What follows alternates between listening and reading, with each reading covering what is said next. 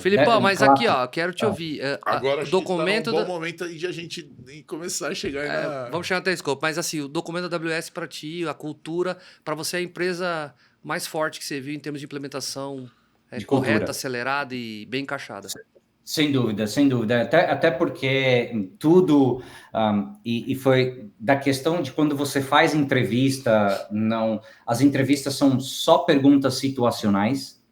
Então me falam, por exemplo, a AWS, a Amazon, né? Eles têm também são um exemplo de customer obsession, né? Obsessão pelo cliente. Então, perguntas que você está na entrevista, me dá um exemplo na sua carreira que você foi muito além pelo cliente, né? Então, toda entrevista é focada em valores, muito estruturado. Eu acho que, assim, em termos de disciplina, em termos de nível, é sensacional, sensacional. Eu realmente... Mas, obviamente, né? O outro lado da história, o que acontece? Quando você tem mecanismos numa empresa que o mecanismo ele se estrutura como a coisa mais importante na empresa, você valoriza mais pessoas que são especialistas no mecanismo do que em outras coisas. Então, por exemplo, é muito difícil para você trabalhar na AWS se você não é muito bom escrevendo documentos para promover alguém, porque até para promover alguém você tem que escrever um documento. Uau. Então, assim, eu quero promover esse cara, você tem que escrever um documento e tudo, explicando por quê, agora, porque esse cara, quem suporta nesse nível.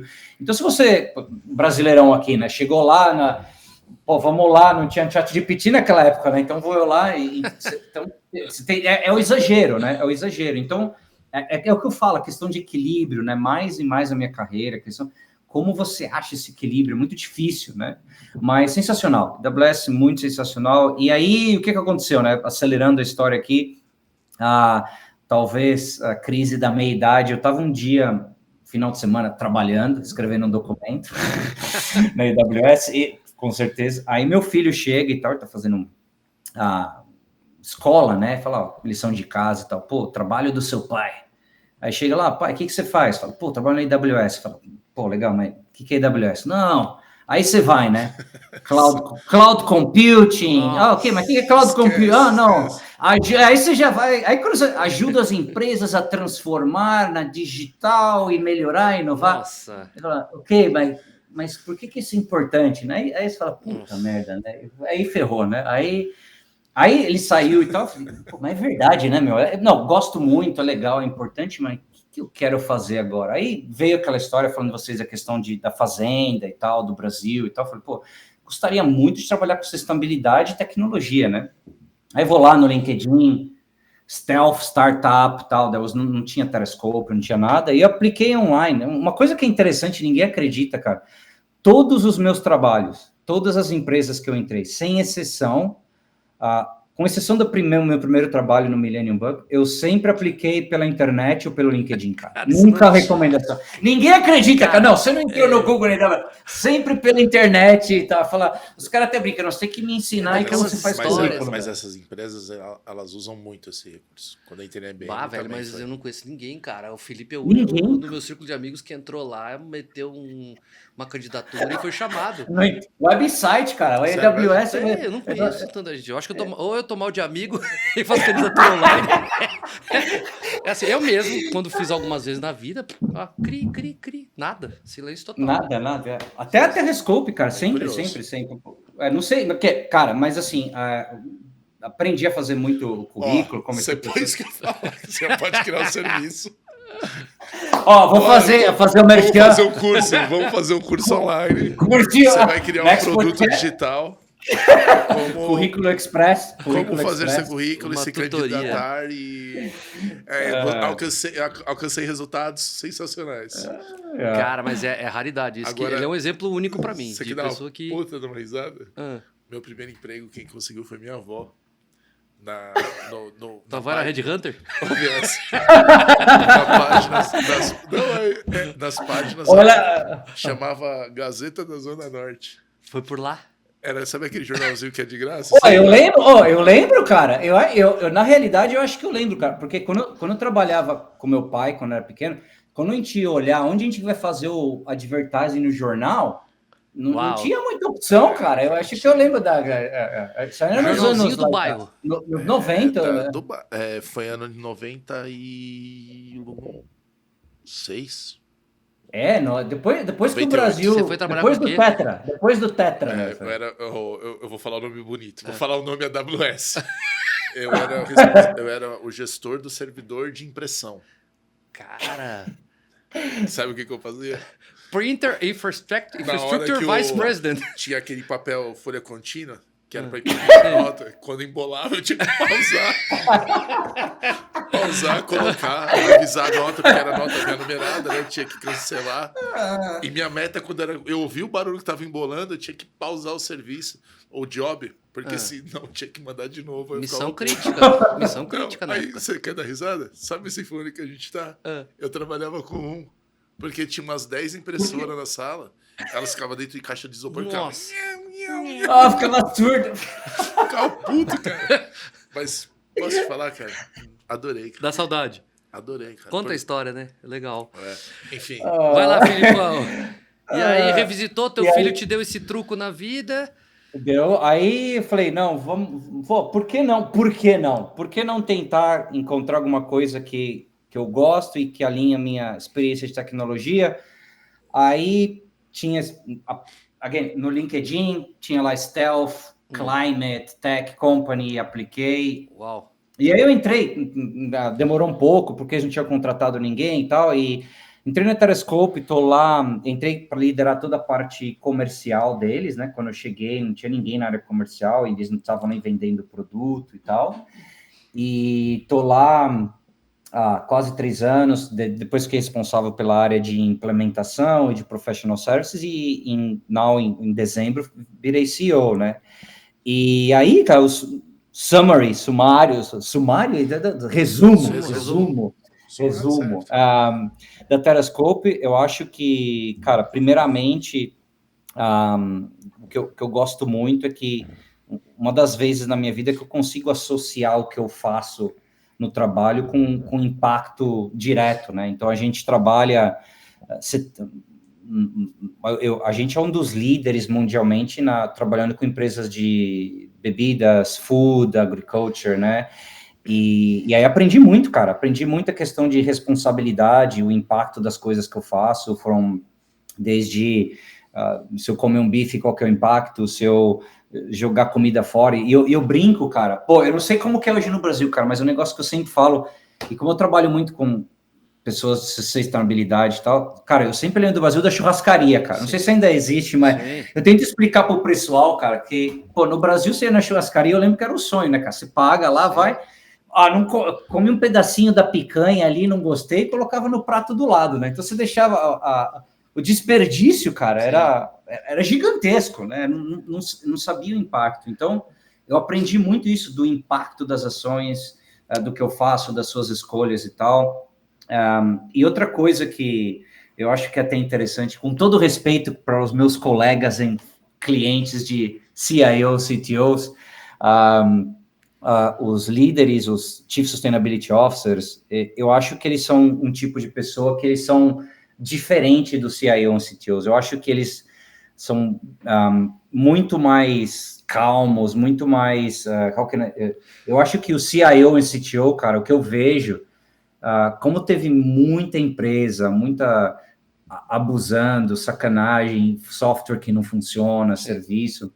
A percepção de sustentabilidade, eles foram deixados para trás, cara, por muitos anos, né? Então, 3 anos atrás, quando ficou importante e tal, dependendo da questão política, que muitas empresas começaram a criar serviços para eles, as empresas novas, mas tem as tradicionais.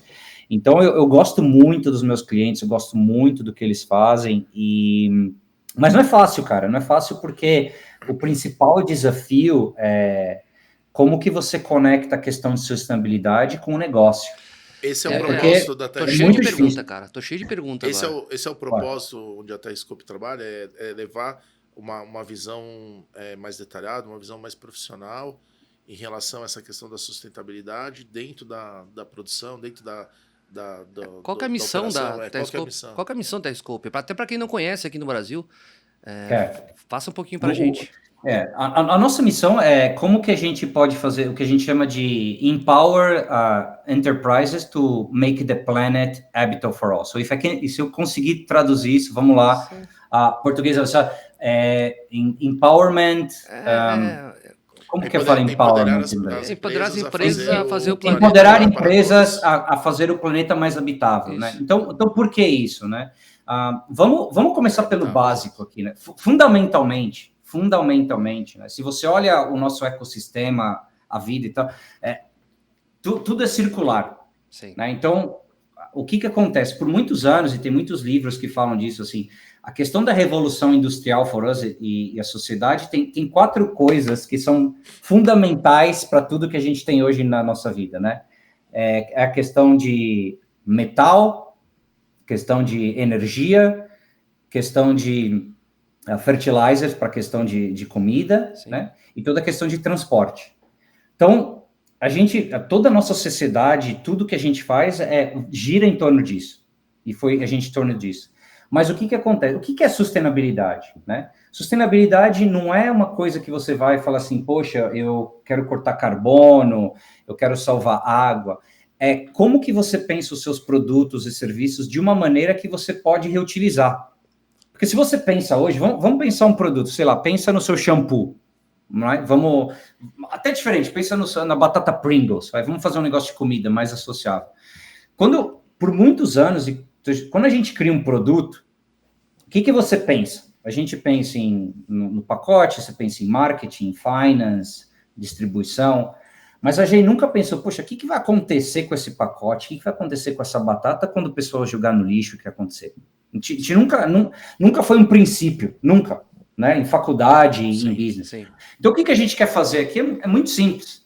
A gente tem que fazer 3 coisas. A primeira, a gente tem que entender qual que é o impacto de carbono em tudo que a gente faz, seja um produto ou um serviço. Baseado nisso, a gente tem que entender quais são as coisas que eu posso fazer para diminuir o impacto disso no nosso ecossistema, isso aqui. Mas o que a gente faz que vai um ponto além, assim, a gente não vai conseguir fazer isso se a gente não tiver uma conexão com o negócio.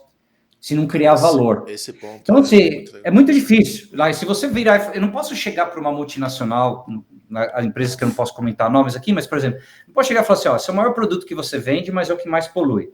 Então, para fazer isso, você vai ter que cortar a ABC. Você vai ter que mudar o pacote, você vai ter que mudar onde você produz. Pô, mas a empresa vai falir, então não tem sentido. Então, again, equilíbrio. Como que você encontra esse equilíbrio para encontrar soluções que diminuem o carbono, mas fazem você save costs, faz você identificar novas maneiras de produzir, de transportar. Esse é o segredo. Então, o que a gente quer fazer, a gente faz 3 isso. A gente quer ser a plataforma mais fácil para ajudar as empresas a medir e de carbonizar os negócios deles. E a gente é muito especializado na parte de comida, food, agriculture and beverage, e é a parte que eu gosto muito porque é muito associável, né, com o nosso dia a dia. Vou fazer uma pergunta, Felipe. Vai lá. Climate emergency, né? Hoje a gente só fala bastante disso, né? A quantidade de água que existe nesse mundo que nós habitamos, ela é a mesma, ela não aumenta ou diminui. A água disponível ela é a mesma, o que acontece é que ela transita dentro do ecossistema planetário. Agora mesmo, né? Acho que eu comentei isso num dos episódios, um iceberg desses grandão lá no meio do Alasca, lá da Antártica, se deslocou e está desmanchando. A preocupação de vocês é genuína, mas quantos players igual a Terrascope tem voz hoje no mundo para fazer esse movimento? Porque eu falo isso porque nós enquanto geração, e me coloco nisso, não tanto nossos pais, mas nós enquanto geração falhamos em tomar decisões de sustentabilidade que são inteligentes, né? Principalmente a minha geração. A da minha filha, por exemplo, está com 13 anos, já tem um chip um pouco diferente, uma preocupação que vem na escola. Mas o quanto tem outros players no mundo, ou a Terrascope é um lobo solitário no sentido de ter uma abordagem para as empresas que faça sentido numa sustentabilidade real? Boa pergunta. Eu acho que, até antes de eu responder essa, Robertão, se você mencionou um negócio da água, que eu acho que é até importante, cara, para comentar algumas coisas com vocês, com alguns clientes que a gente trabalha e que a gente escuta. O negócio da água, em particular, é muito crítico, né? Vou dar 2 exemplos, eu respondo a sua pergunta. Eu tenho um cliente nosso no Japão, e eu estava conversando, o C-Level, tá, e também, e principalmente agora com AI, a principal solução para a questão de energia e AI, mas também para a questão de ser mais sustainable, a parte de nuclear, né, de energia nuclear, o que acontece?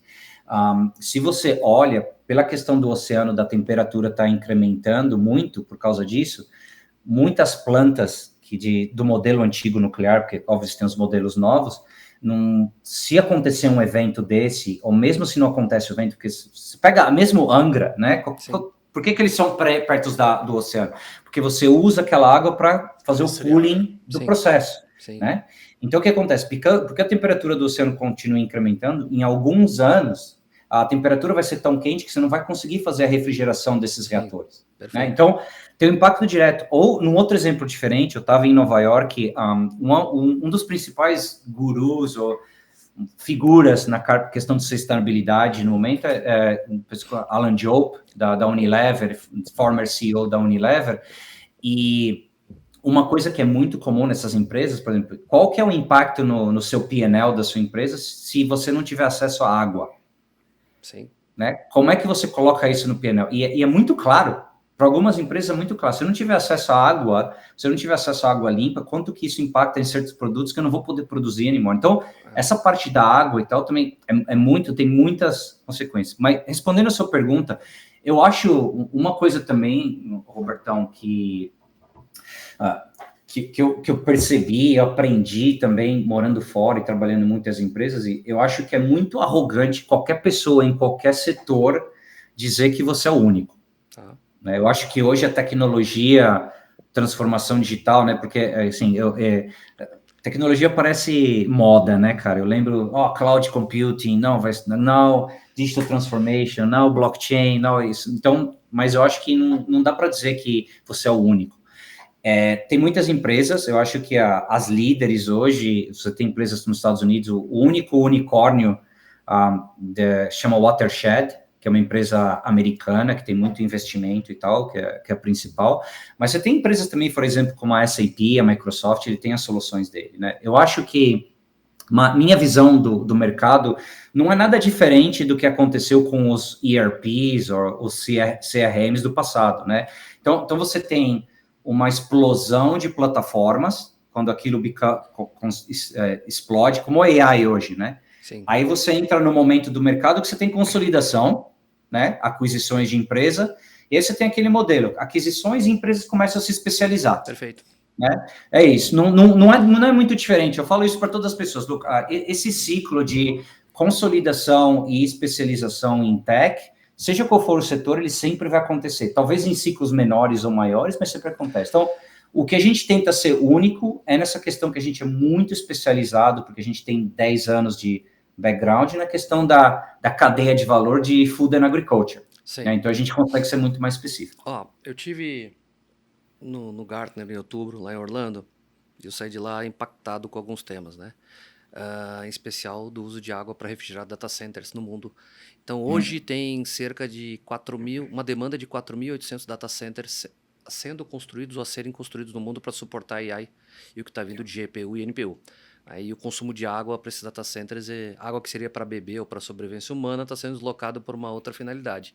Por outro lado, não tem empresa, vamos pesar a mão, não tem empresa no mundo que não esteja usando algum tipo de AI. E aí, eu vou trazer um pouco da minha experiência recente, né, de atuação em conselho de administração. A gente, por vezes, ouve falar de greenwashing. Ou seja, a empresa se veste de uma roupa de ser verde, sustentável, mas a partir do momento que você está usando um prompt de AI, de certa forma, você está mandando um recado de que você está consumindo água, energia num data center ao redor do mundo.